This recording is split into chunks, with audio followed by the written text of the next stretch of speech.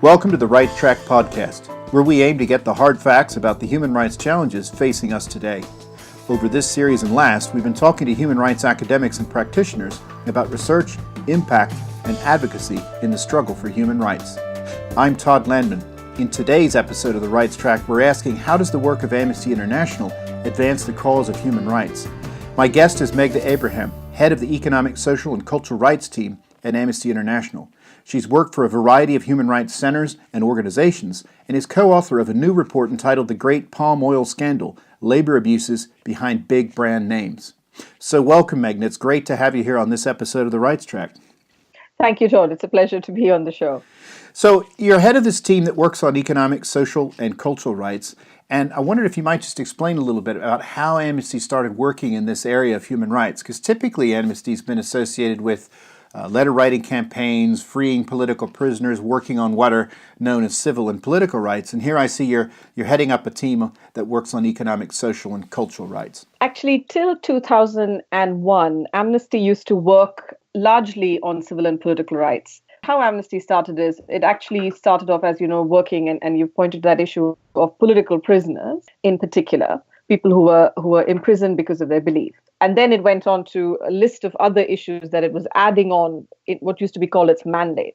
By 2001, there was a real perception in the membership of Amnesty, because Amnesty is a membership organization, that this list of issues was ending up being a bit haphazard and important issues were being left out. So in 2001, there was a decision made by the International Council, which is the representative structure of the membership, to expand Amnesty's membership to allow it to work on all grave violations of human rights, including on economic, social, and cultural rights.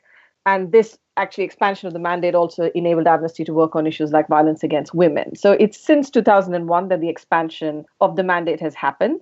And a few years after that, Amnesty started doing its first big investigative pieces on economic, social, and cultural rights. And so, people often think about human rights abuses and violations of human rights as quite concrete activity where someone is harmed by someone else, or there's a personal-to-personal relationship that turns violent, whether those are police forces or prison guards or intelligence agencies, etc.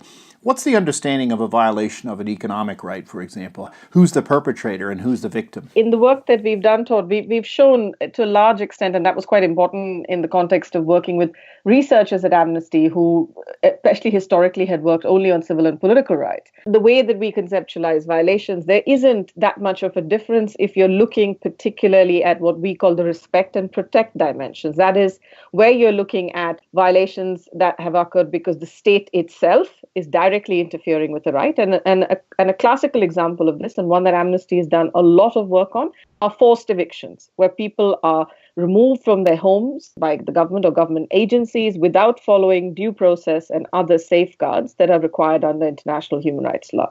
Now, that is a respect type violation, which is really not that different, because I've worked on both civil and political rights and economic, social, cultural rights. In terms of the evidence, in terms of how you frame the violation, there isn't that much of a difference. Whether you're looking at a state interfering in another way, for example, torture, which would be the classical respect type violation that we would look at on civil and political rights, and looking at a forced eviction case.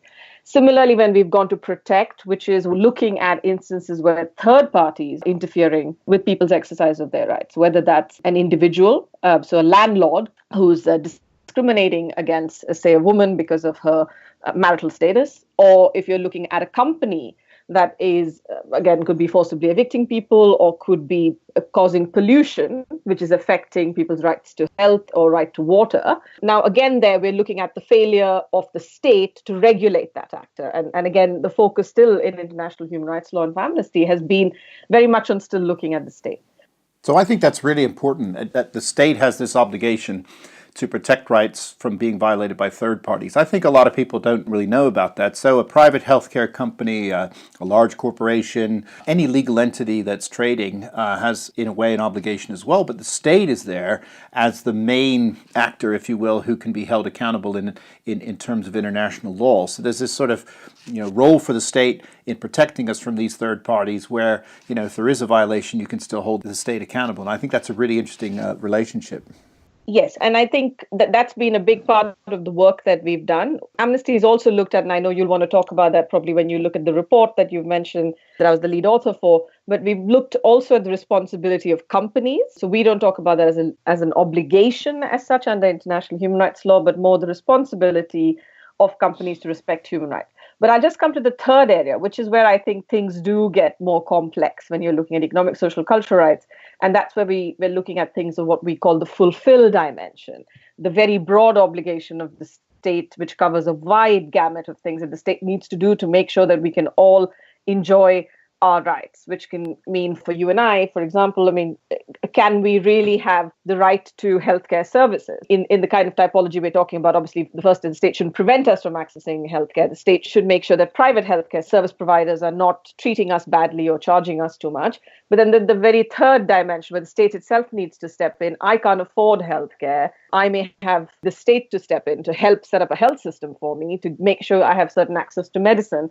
And in that context, that's been the really most challenging part of economic, social, cultural rights, what we call the fulfill dimension. And that's where we really intersect very strongly with particularly, well, resources are an issue for all rights, I think. I think it's a bit of a illusion to think that they're not. But particularly when you get into very complex areas around government infrastructure, budgets, policies. And that's perhaps the most challenging area of work. Yes, and there's this understanding that it's about progressive realization, but also that a state is trying to realize these rights to the maximum resources available. So it does take this sort of basket of resources that are available into account, because the Swedes have wonderful healthcare, etc., but they also have a very strong tax regime, relatively homogenous society, economically successful over many centuries of economic development, and to compare them in some way to a country in Africa is an unfair comparison. But relative to that country in Africa, Botswana might actually be doing rather well given the resources that it has. So it does become this kind of a relative assessment, doesn't it, about the capabilities of states and the resources available to them. Yes, and we have been helped quite a lot by the guidance that has been provided by the Committee on Economic, Social, Cultural Rights, which is the group of experts in the UN who monitor the state's actual implementation of the key treaty on economic, social, and cultural rights. And they've identified some useful benchmarks, which they've talked about, irrespective of whether you're Botswana or you're Sweden, there's certain things that all states need to prioritize. And then, yes, there's a sliding scale of how Sweden might be able to do a bit more to make sure that its entire population can exercise rights to a certain level. And Botswana, that might take a little bit more time. But there are things that guidance that the committee has given which helps us, which is the technical term is minimum core obligations. And so when you work with your teams in Amnesty, what are the sorts of evidence that Amnesty needs to gather to assess the degree to which a country is fulfilling its obligations to protect economic, social, and cultural rights? It very much comes down to what we're looking at. So if we're looking at a respect type violations, if we're looking at forced evictions, you're very much in that sense starting off with looking at the very concrete facts of what happened in that particular case. So testimonies are always an important component for Amnesty because we're a campaigning organization. So not just as an evidence source, but also to have human stories to show the impact. So testimonies will be an important source of evidence to establish exactly what happened when. We have to make sure that the group of people we are interviewing, we're not just interviewing 3 or 4 people who've talked to each other and who can tell us the same story, but you'll be using various tactics in those interviews to try and make sure that you are cross-checking and verifying witness accounts of what you've heard. So testimonies are always key, but beyond testimonies, we'd be looking for any other evidence that we could get in that situation. So if the government has come in and demolished a house, well, is there any photographic evidence? Is there any actual physical evidence? We've used satellite imagery extensively, for example, in our forced evictions work to show that there were structures present in certain cases and then they've been destroyed, or the scale of the destruction, even to quantify that. We look quite a bit at government evidence. So, what kind of legal documents that might have been served on people or not, letters to government, because we always make sure as far as possible that we're interviewing both sides to any issue that we're looking at. So we'll also try and interview government officials or ask the government for their version of events, why the eviction happened, what kind of processes are followed. So that's a respect type situation. Once you move to protect, you'd be looking in addition to all of this, so you'd still have to do all your basic fact gathering, you begin to move more to the regulatory space because that's what we're really assessing, the extent to which the state is regulating in both its law but also in its practice, the third party from interfering with rights. Then you begin to go to a lot more information and evidence on things like, for example, when I've looked at labor cases, well, what is the law? But then actually looking at enforcement. So how many inspectors does the government have?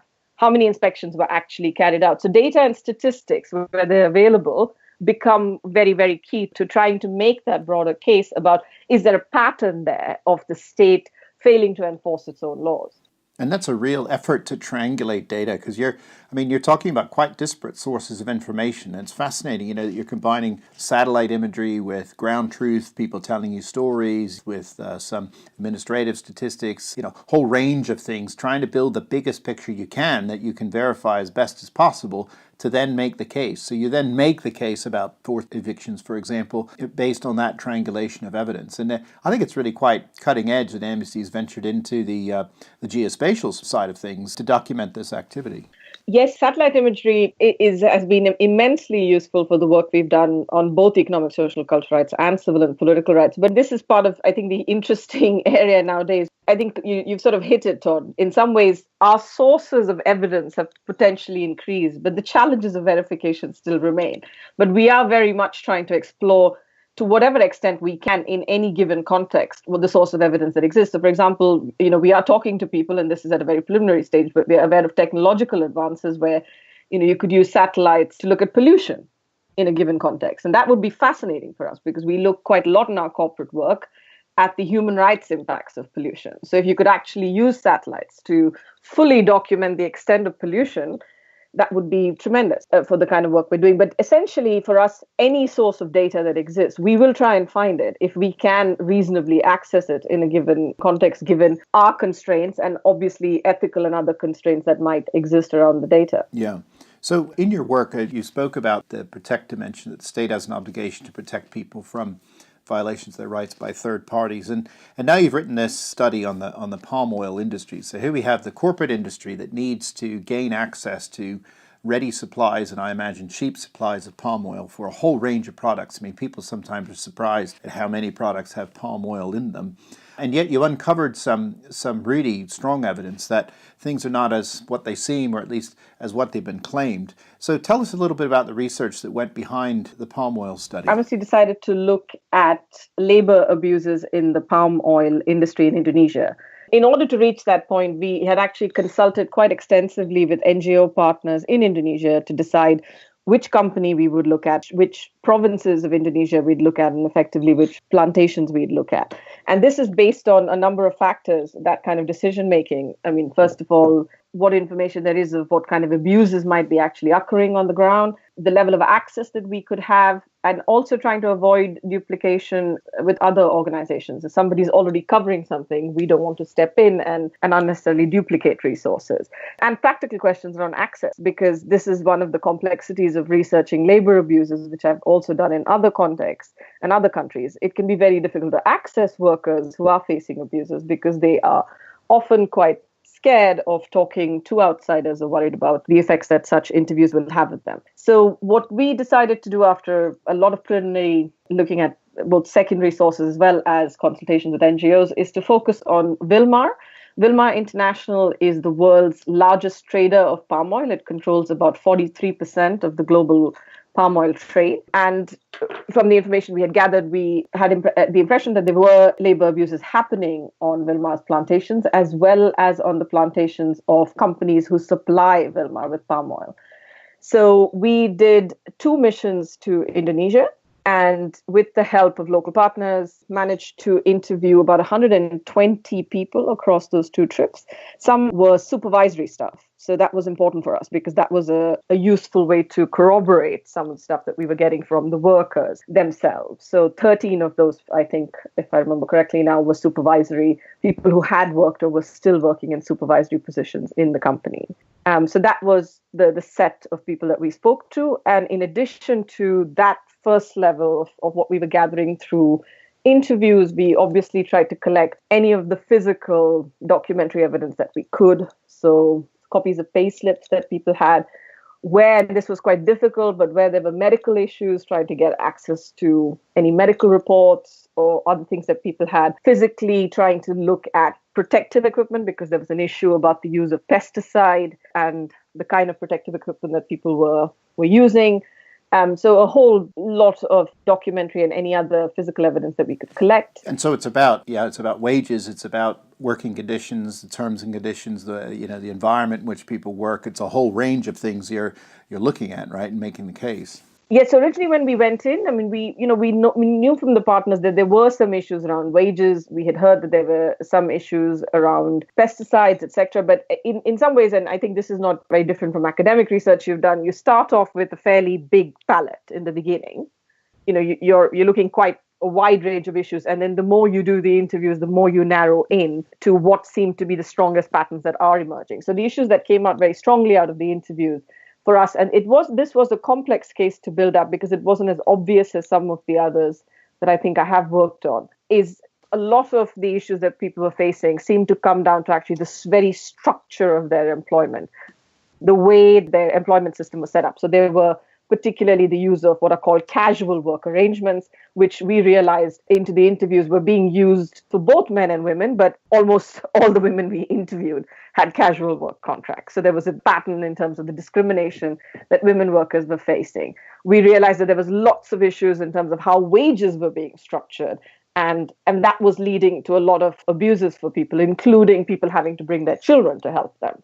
So the set of issues that came out of it were quite complex, but we did find evidence of child labor. We found forced labor. We found a lot of issues of people being paid in some cases below the minimum wage in Indonesia that were applicable. We found evidence of, the industry uses a lot of pesticides and chemicals, and then people not being provided with adequate protective equipment, leading in some cases to very severe injuries for people. So a whole range of labor issues that came up out of that research. And what are you going to do with the report? So it's out there, it's been published. Clearly, you've done some press releases around it, a bit of social media, etc. What's the goal of having a report like that out in the public domain now? For Amnesty International, the purpose is really to get very concrete changes in exactly the kinds of issues we're talking about that I've just described to you. So very concrete changes in the terms and conditions in which people are being employed. So our focus was on the labor rights situation here. So that's what we're looking at. And as you said, the second part of this was what we tried to do is to trace the palm oil from the plantations where the abuses were happening to buyers, large companies, particularly in Europe and North America, who are buying this palm oil from Wilmar and the products that it's ending up with. And the idea is to say to consumers, so people like you and I who are buying the palm oil because it's in virtually every product that we can buy. It's been 50% of products in supermarkets have palm oil. So your soap, your cereal, most processed food that you buy, lipsticks, most of these things have palm oil. And what we're saying to consumers, and that's the campaign that is running right now, is we're not asking people to boycott palm oil, but we are saying put pressure on the companies because they can help as buyers. They should be putting pressure on Wilmar to fix the working conditions of workers on the plantations. And this is very doable. The changes that we've identified would be very concrete and very possible for the companies to implement. And would you have a way of monitoring whether they did so or not? Yes. So for us, this is very much the sort of investigative side. There's constant follow-up that happens after that. So we are in regular contact with partner organizations on the ground who are in touch with the workers. We get updates on if things have actually changed or not.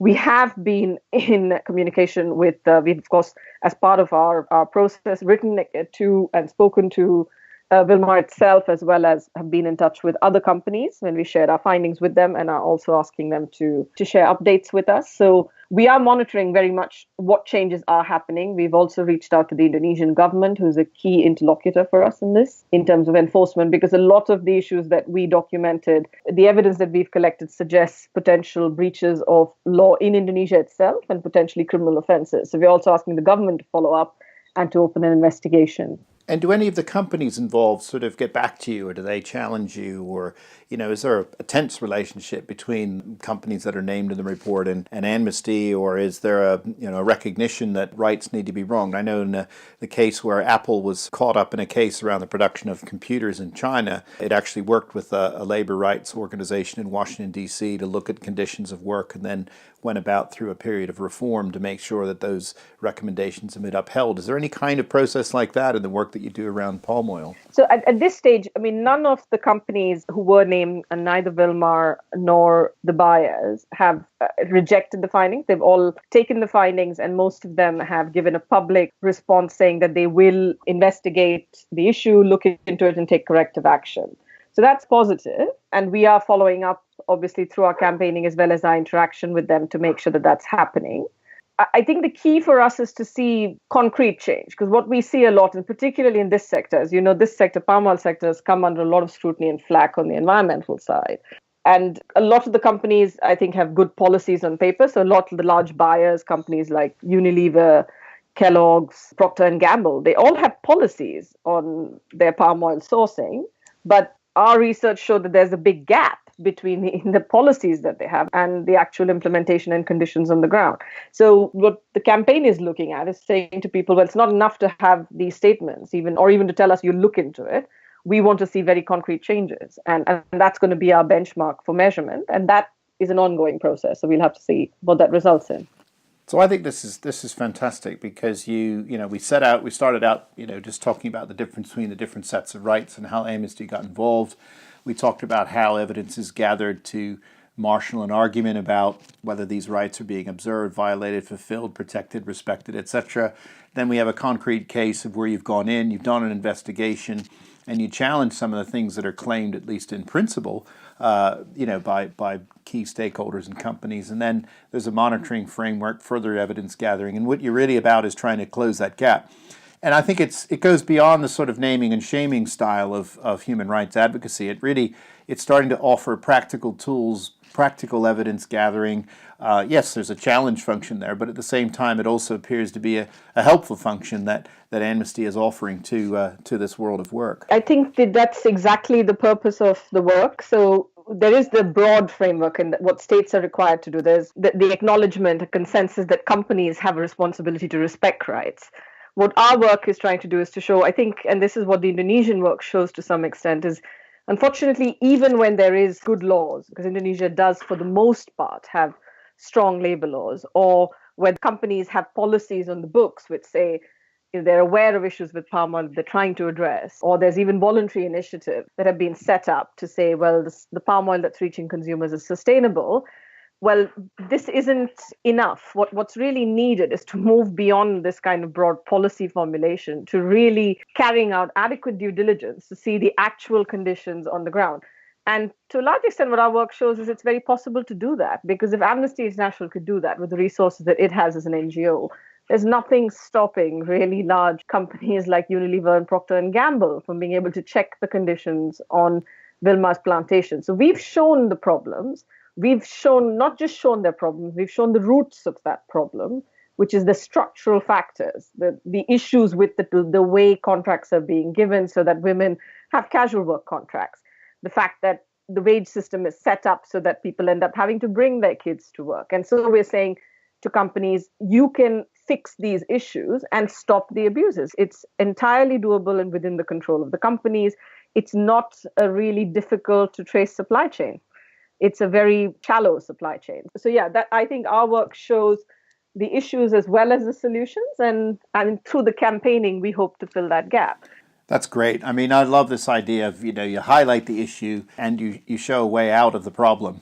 And I think that's a really positive note and a positive way that Amnesty is doing that work, because I think that really does tell a very strong story for our listeners certainly interested in this type of work. So can I just say on behalf of the Rights Track to thank you very much, Meghna, for coming on for this episode and for sharing some of the insights in general about this set of rights and Amnesty's work, but also in this very specific case, Indonesia. So thank you very much for your time. Thank you very much for having me on the show. This episode of The Rights Track was presented by Todd Landman and produced by Chris Garrington of Research Podcasts. Series 2 of the podcast is funded by the Economic and Social Research Council. More information, including all the podcast episodes from Series 1 and accompanying show notes for each of our interviews, is available on our website at www.rightstrack.org.